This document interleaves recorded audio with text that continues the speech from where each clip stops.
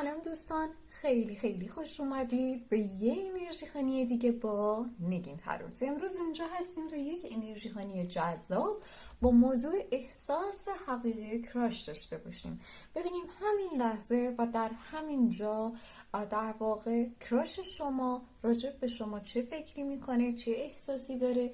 یه ذره نسبت به شخصیت کراشتون شناخت پیدا کنیم. من یه سری ویژگی های ظاهری، ماهای تولد، حروف اسمی حتما به شما خواهم گفت که اگر این انرژی خانی قرار باشه برای شما رزونیت کنه، بیشتر بتونید نسبت بهش توجه داشته باشید. دو تا گروه برای شما انتخاب کردم.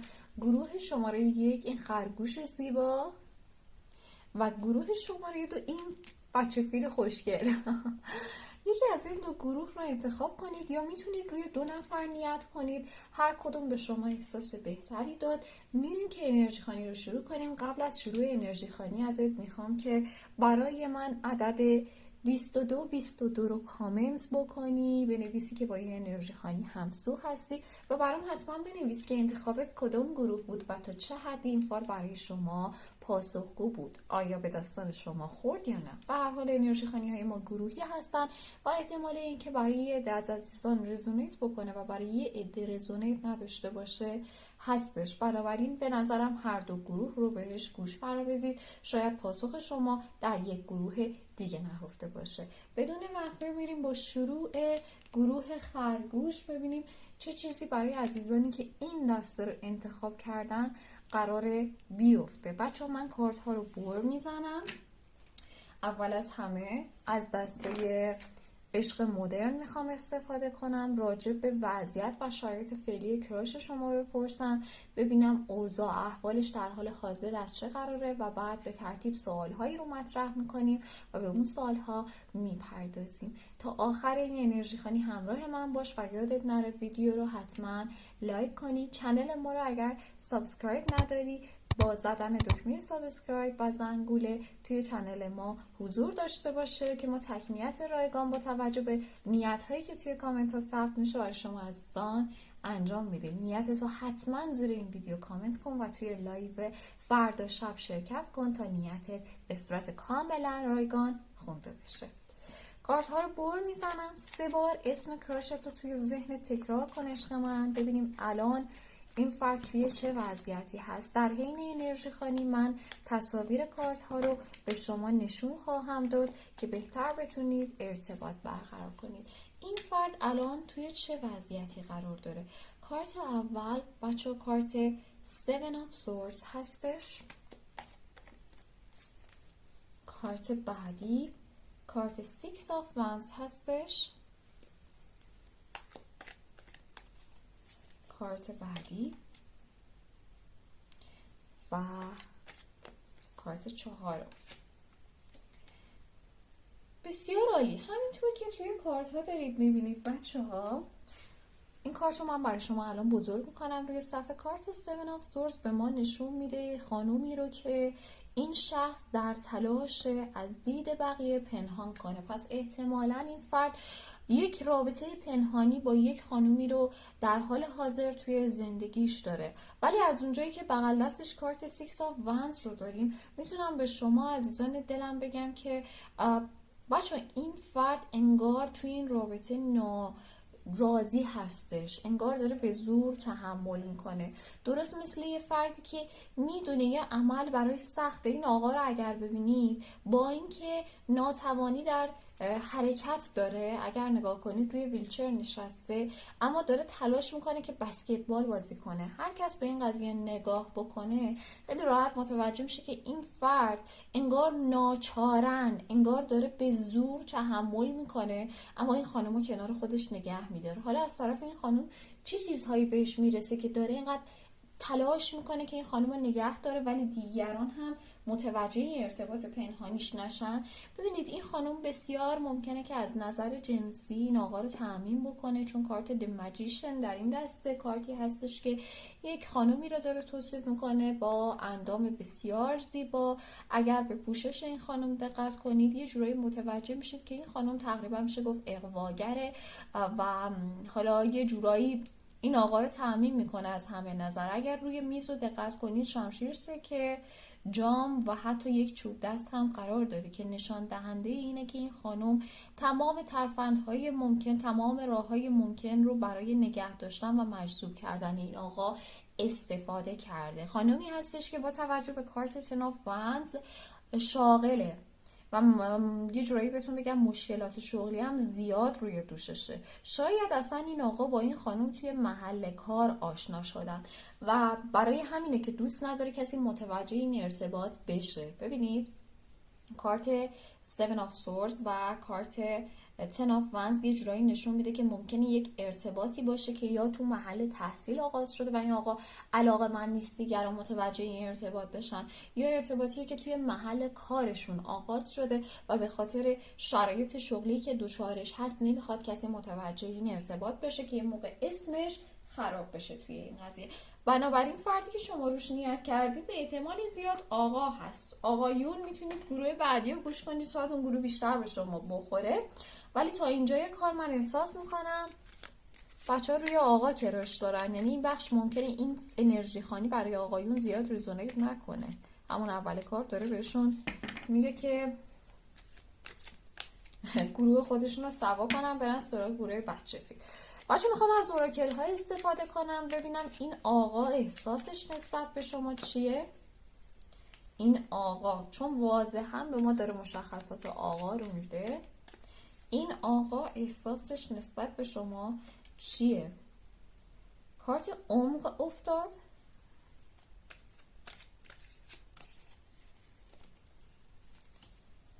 کارت لویالتی، یه کارت دیگه هم به ما بدین ممنون میشیم، و کارت کمیستری.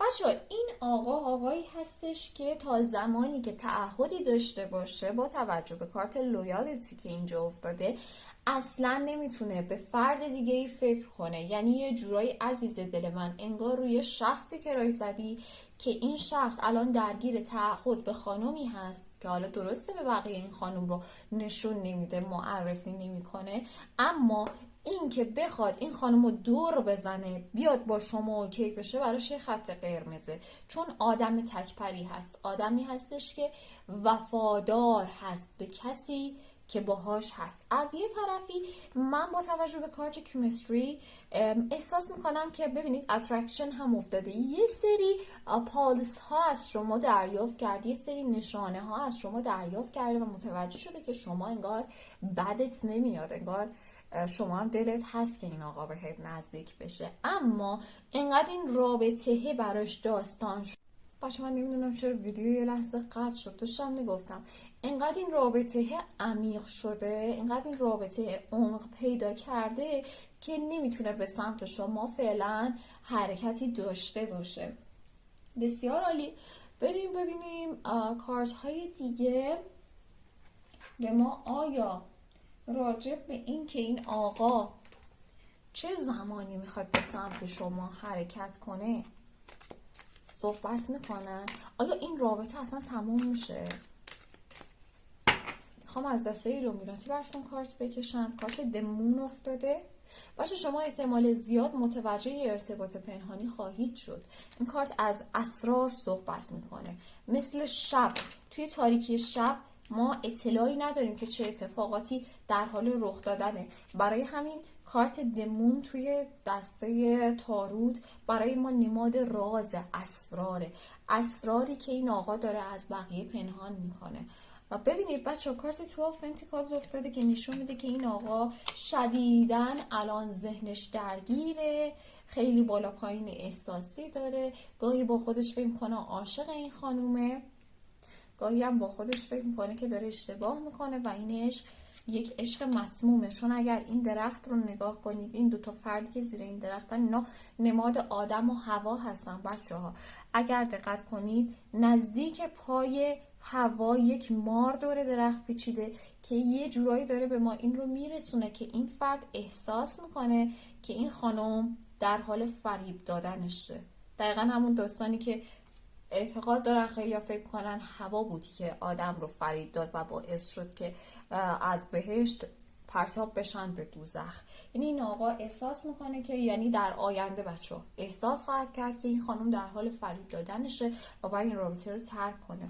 شاید بعد از این قضیه بچه این آقا کم کم بخواد به سمت شما حرکت کنه، اما حرکت این آقا اونقدرها سریع نیست که بهتون بگم یه هفته دیگه این ارتباط تموم شه و به سمت شما حرکت میکنه. خب یه سری از ویژگی های ظاهری بخوام از این آقا به شما بگم. آقایی هست که حداقل 2-3 سال از شما بزرگتره، موهای نسبتاً بلندی داره، من فکر نمی کنم موهاش خیلی کوتاه باشه، یا یه چیز متوسطی یا موهاش بلنده. بچه ها چهارشونه این فرد رو میبینم، احتمالاً از این آدمایی باشه که ورزشکار هستن، توی حوزه تخصصی ورزش خاصی کار میکنه.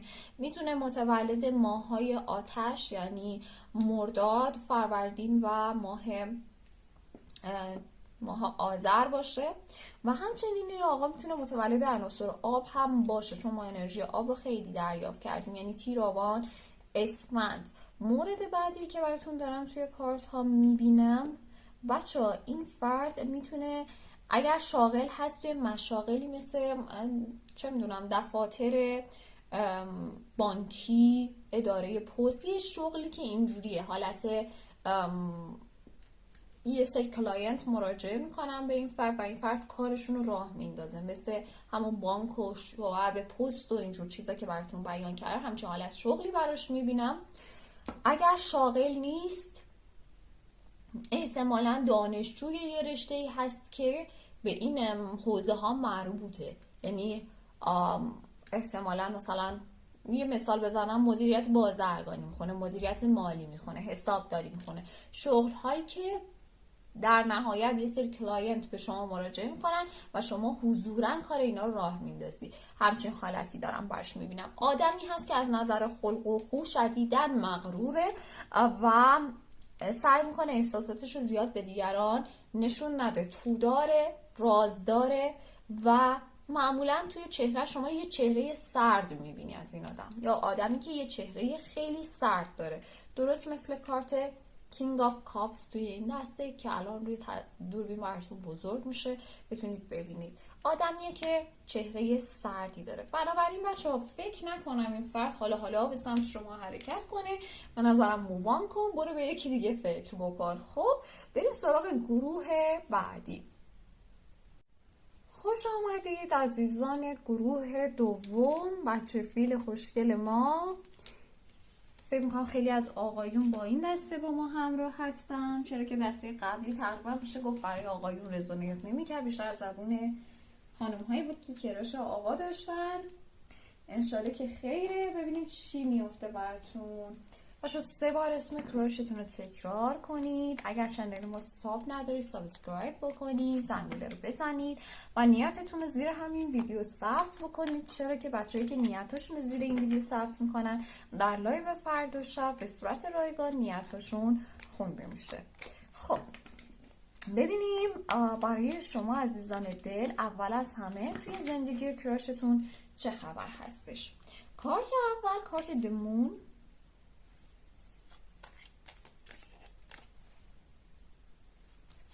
کارت بعدی چی میافته برای شما؟ کارت Four of Pentacles،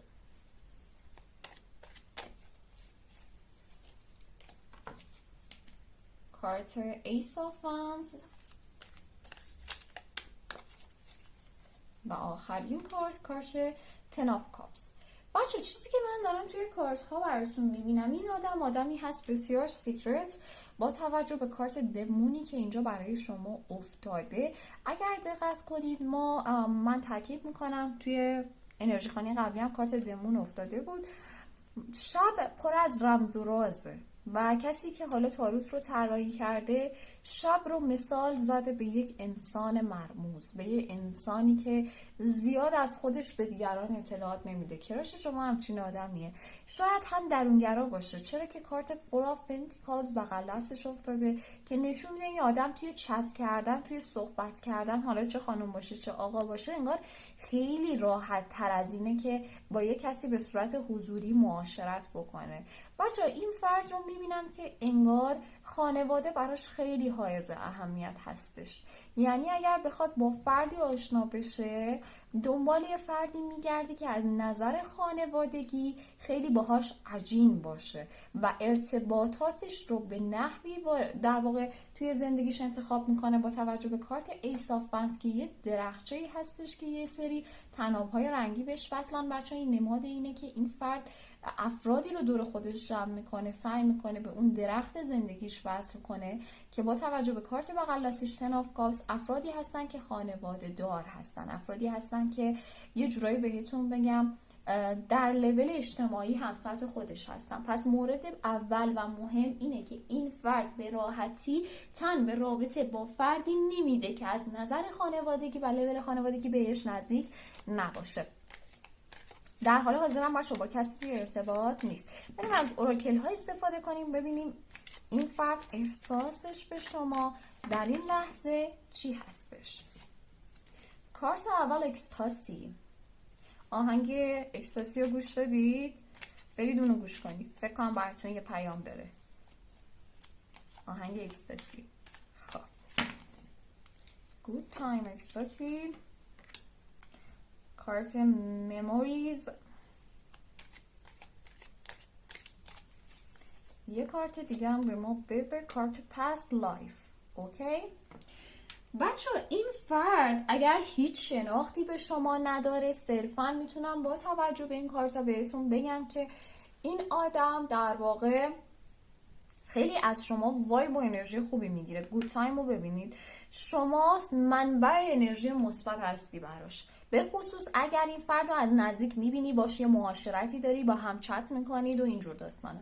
اگر فردی هست که از سر کوچهشون فقط رد میشی، یه نگاه بهت میندازه و میگی من خوشم میاد از این طرف و نمیدونم چه حسی داره، فقط میتونم بگم از کاراکتر و شخصیت تو احساس خوبی دریافت میکنه و احساس میکنه آدم خوش وایبی هستی. بچه‌ها اگر توی گذشته این فرد بودید، یعنی یه آدمی هستید که یه سری خاطرات مشترک با هم دارید، پس لایف و مموری رو نگاه کنید، یه جورایی بهتون بگم که اون گذشته مرتب توی ذهنش میاد و خوشحال میشه، بهش فکر میکنه و این داستانا. شاید خیلی از عزیزانی که کنار من هستن اصلا رو کسی که رای زدید که اکستون بوده یا یه بار بهتون پیشنهاد داده، شما اون پیشنهاد رو رد کردی، گفتی نمیخوام، الان پشیمون شدی، میگی من دوستش دارم چرا بر نمیگرده و این داستانا. یعنی یه جورایی یا یه گذشته‌ای با هم داشتی یا در کل بهت بگم یه انرژی مثبتی از تو دریافت میکنه و هر حال احساسش نسبت به تو خوب هستش. حالا میخوام از دسته ایلومیناتی استفاده کنم ببینم این شخص به سمت شما حرکتی خواهد داشت، فرقی هم نمیکنه خانم باشه یا آقا. ببینیم به سمت شما حرکتی خواهد داشت با توجه به دسته ایلومیناتی. دسته بسیار قوی هست. کارت اول پرنس آف پنتیکلز. بله نوید این رو میده که این فرد همونجور که میبینید روی این اسب داره آهسته آهسته حرکت میکنه، بنابراین یک سری گام ها به صورت آهسته به سمت شما خواهد برداشت. من اینا رو یه مقدار بیارم پایین تر. البته عکس کارت بزرگ میشه شما میبینید. بچه این فرد به سمت شما حرکت خواهد داشت. من حرکتش رو توی ماه بهمن احتمالا میبینم یا دی ماه، بهمن یا دی ماه. اگر این انرژی خانی رو زمان دیگه ای داری میبینی اولین ماهی که بهت نزدیک ماه عنصر خاک، یعنی میتونه ماه اردیبهشت باشه، ماه دی باشه و ماه در واقع شهریور. ببین کدوم ماه به تو نزدیکتر زمانی که این انرژی خانی رو نگاه میکنی.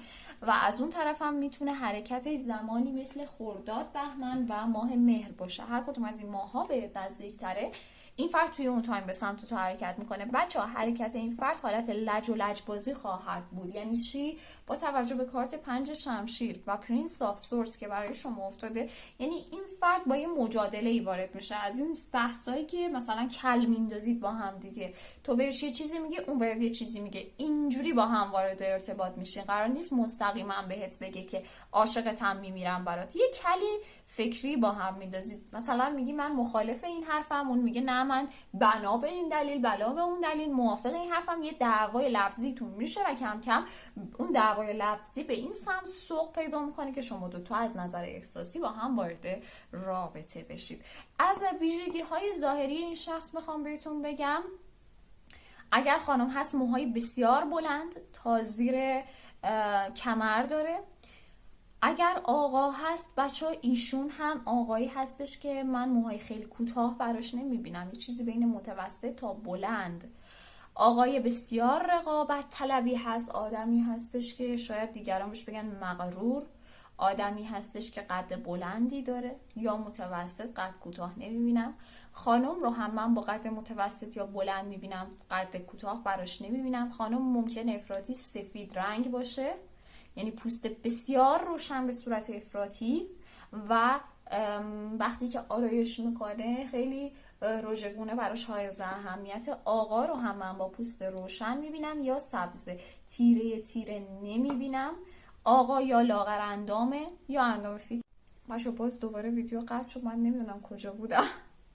نمیدونم گوشیم چه مشکلی پیدا کرده، به من راهنمایی کنه. گوشی من باشه شیائومی هست، نمیدونم چرا وسطش قطع بشه، با اینکه حافظه هم دارم. داشتم میگفتم خانومی هستش که حالا یا رژگونه خیلی بولده توی صورتش، فکر میکنم اینجا بودم. آقا رو گفتم قد متوسط یا بلندی داره، اینو تاکید کردم. لباس های رسمی رو تاکید کردم، مگر در مراسم های خاص مثل تور رفتن و اینا مدل لباس پوشیدنش رو عوض بکنه و الا خیلی رسمی میزنه. خانم هم متناسب با جایی که میره لباس میپوشه. بچه این خانم میتونه متولد عناصر خاک باشه، یعنی دی شهریور و ماه اردیبهشت. آقا رو من میتونم متولد ماهای باز عناصر خاک، همین ماهایی که گفتم ببینم، و عناصر باد. خانم هم بچه‌ها میتونه متولد عناصر باد باشه، یعنی خرداد، بهمن و ماه در واقع مهر. این ماها خیلی پررنگ افتاده. حالا میتونه ماهای این ور اون ورم باشه، رایزینگ باشه، ولی ماهایی که پررنگ افتاده بودن این ماها بودن. امیدوارم که از این انرژی خوانی لذت برده باشید بچه ها. تا یک انرژی خوانی دیگه فعلا شما رو به خدای بزرگ میسپارم.